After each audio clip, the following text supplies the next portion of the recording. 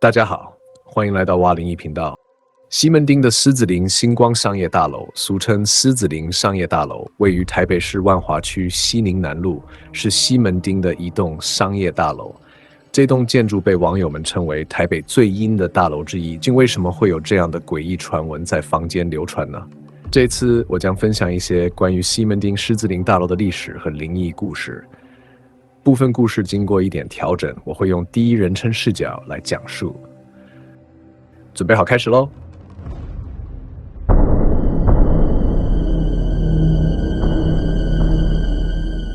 狮子林大楼的前身在日治时代是东本院寺的所在地。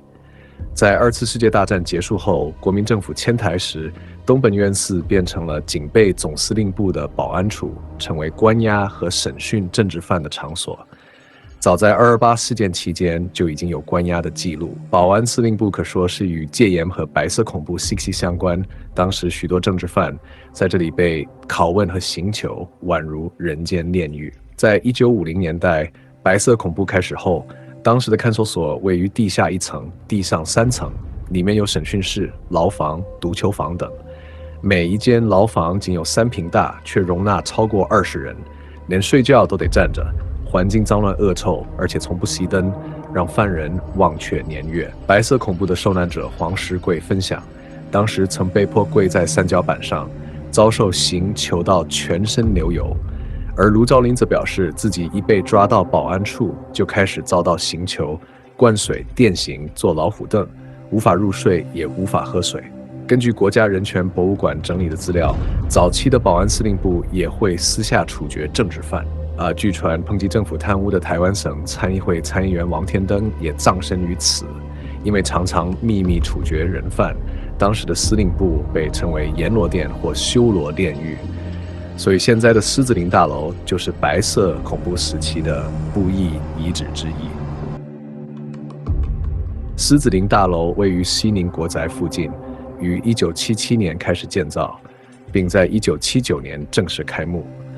这栋大楼在当时是少见的拥有地上10层、地下3层的大型建筑。在最初的规划中，1楼到3楼设有约300间店铺，采取消费走廊的概念，目的是让人潮不断流动。4楼则设有金狮、银狮、宝狮3间电影院，中央还有一个小吃世界。5楼到8楼是住宅区，包含300多间小套房以及40户楼中楼的住宅。9楼和10楼原本规划为3间玻璃餐厅，屋顶设计成一个儿童益智游乐场。然而后来加盖的11楼和12楼属于违建，甚至引发了市政府涉嫌收贿护航的丑闻。地下1楼是星光百货和超级市场，方便民众购物。地下2楼和3楼则是停车场。整栋大楼设有16部电扶梯和6部快速电梯。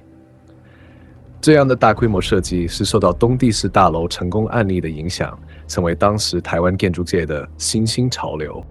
大楼刚盖好的隔年，还赢得了1977年美展建筑设计头奖，一度被视为建筑美学的代表作。然而，到了1979年，狮子林大楼发生了第一起凶杀案，也就是著名的狮子林个人餐厅事件。事件的起因是绰号黑人的前科犯陈进喜，因为在歌城里被客人王静撞到，心生不满，随后动手行凶。这起看似寻常的 KTV 命案，却有一件相当离奇的事，那就是警方在追查凶手时，花了好几天才发现，陈进喜早在临检时因随身携带刀械已经被关在拘留所里好几天了。到了1980年，狮子林大楼里的商家因为业绩不佳，纷纷撤出。到1981年，这栋大楼已经成为不良少年的聚集地，警方也把这里当成执法的重点。在接下来的20年内，狮子林大楼频频发生火灾、违建、凶杀、窃盗以及赌博电玩等案件。整栋大楼里还有套房和旅馆，挤进了近1000人，人员复杂且混乱。内部更暗藏着风月场所。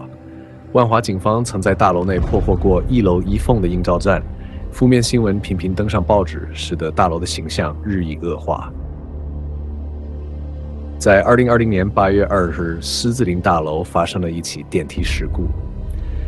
当天下午3点左右，66岁的尤姓男子在该大楼进行电梯维修工作，进入电梯井内处理机械问题。修理到一半时，电梯突然故障停止，现场人员并未多加理会。直到下午5点左右，一名清洁妇人听到电梯井内传来哀嚎声，怀疑有人被电梯压住。惊慌之下，迅速通知管理员并报警求援。警消抵达现场后，发现尤姓工人被夹在 B1 楼层和 B2 楼层之间的电梯井内。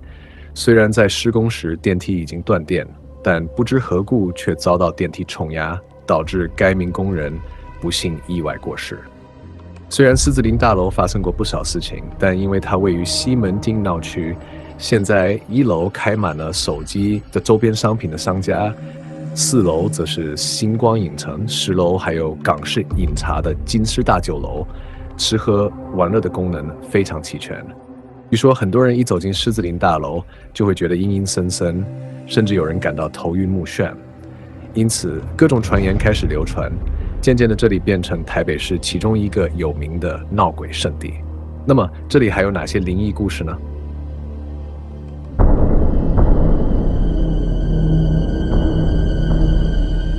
有一天，我和一位朋友去狮子林看电影，走到2楼楼梯的时候，他突然开始不停地干呕，却什么也吐不出来。这时眼前忽然飘来一阵白雾，把他包围，他觉得脚步变得非常沉重。突然间，我看到2楼的旗袍模特儿上竟然出现了好几个不寻常的脸孔。当我正想仔细看清楚时，这些脸突然朝我冲过来，我的脖子像是被人掐住了一样，呼吸变得困难。我吓得拔腿就往4楼跑，朋友也跟着我一起跑进厕所，才松了一口气。我看看厕所内没有可怕的东西，可能真的被吓到了，于是赶紧先去尿尿。原本以为事情就这样结束了，没想到朋友突然说，还有2个躲在门缝里看着我们尿尿呢。这句话让我吓得连拉链都没拉上就冲了出去。那时我的右耳听到一些不明的声音，我不停地大喊，我要开始念咒画符了，赶快离开啊！结果声音就消失了。后来朋友才告诉我，他在小时候曾经发过一场高烧，从那之后就能看见那些存在。没想到这栋楼这么热闹，好久没看到这么多的了。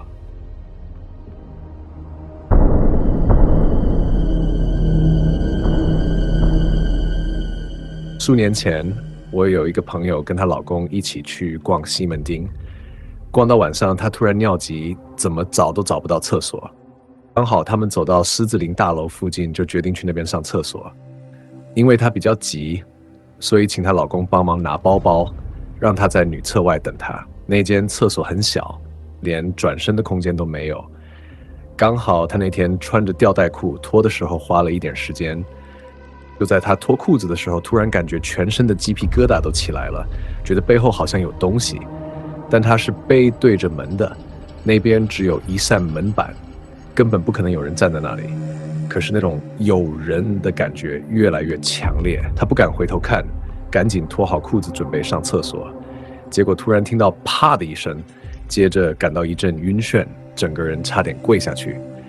因为太急了，他只好扶着墙赶快上完。等她上完推开门，发现外面什么人都没有。她立刻跑出去找她老公，却发现老公不见了，吓得她大喊。最后她老公从安全楼梯那边跑下来，原来她去楼上的南侧，但她一看到老公，老公就说，我们赶快走，这里感觉怪怪的。要知道她老公可是个铁齿的无神论者，但她也感觉到不对劲。她在南侧遇到了什么吗？她老公没跟她说，可能是不想吓到她吧。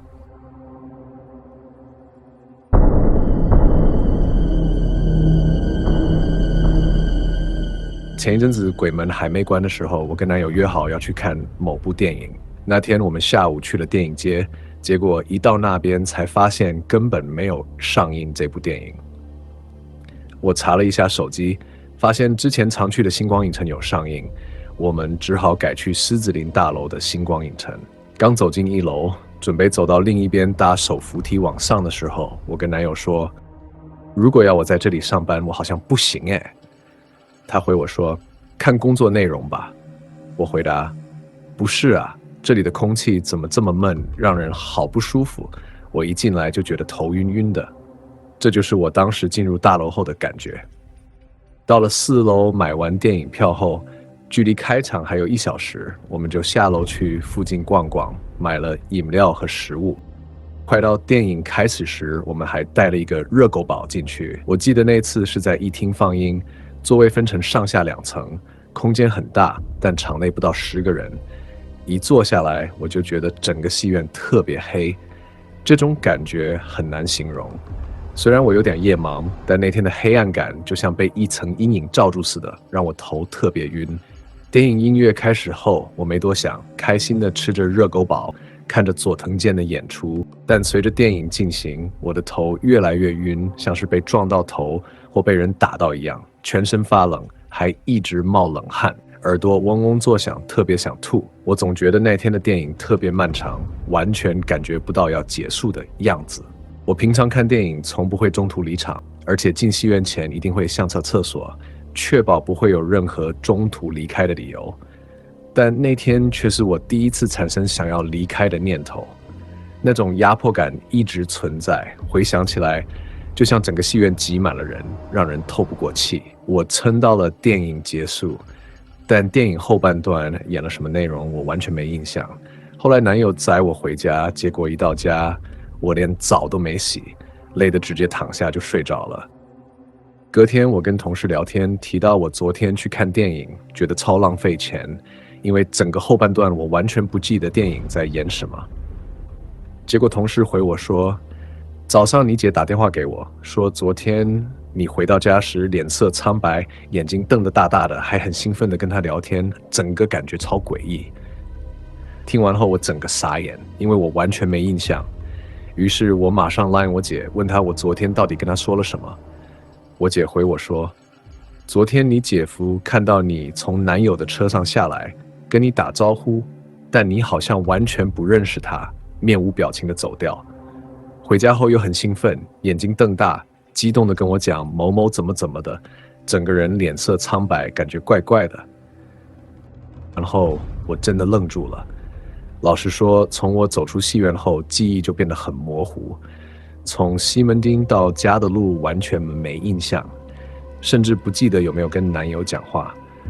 而且我平常很容易失眠，但那天竟然一躺下就睡着了。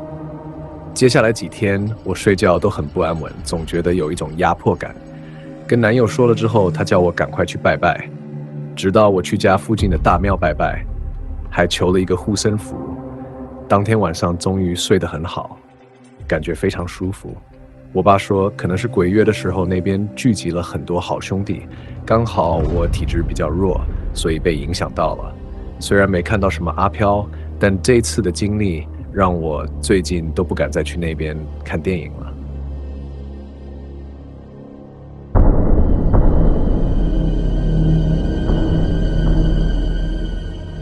有一个晚上，我参加大学同学聚餐，地点就在狮子林大楼的金狮大酒楼。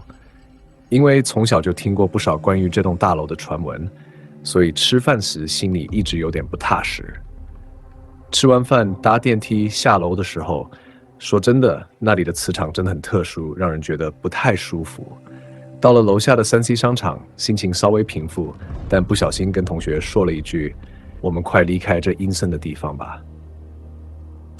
当时没什么异状，但回到家后，隔天早上起床时，走路的时候，感觉整个脑袋都在天旋地转，脑海中还不时出现像电波的声音，每秒一次，伴随着晕眩感，晚上还一直做梦。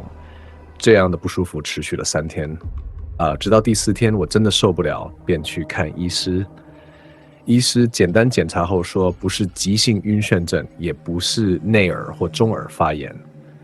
虽然吃了止晕药，但情况依然没有好转，脑袋还是持续晕眩不已。朋友建议我赶快去大医院挂神经内科，但隔天我跟同事聊起这件事，他觉得我可能是卡到阴，建议我去行天宫拜拜收惊，因为实在太不舒服了。我当天下班后便直接前往行天宫去拜拜收惊，结果真的很神奇，隔天早上起床，脚一踏到地板，那种晕眩的感觉竟然完全消失了。所以我相信在大楼里说的那句话，可能真的冒犯了他们。